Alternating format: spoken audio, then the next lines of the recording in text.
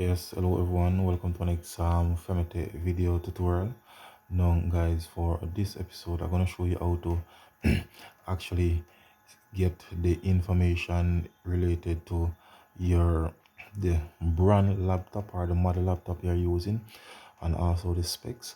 So a lot of persons have been asking how do I know the specs of their laptop, and of course the model, and definitely the brand.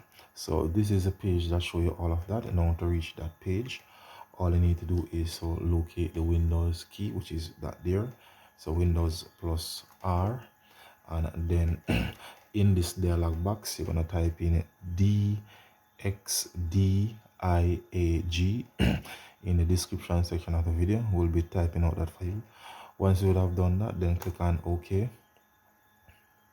Right, and then this box will load up, will show you all the information. So this is a HP laptop. As for the model number, it is the 15DY2XXX. In terms of RAM, it comes with 8 gigs, and the list goes on in terms of the different features. So once again guys, if you're new to my YouTube channel, please remember to click on the subscription button.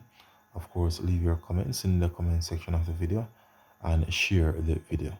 So once again guys, thanks for viewing. Femitech is out here.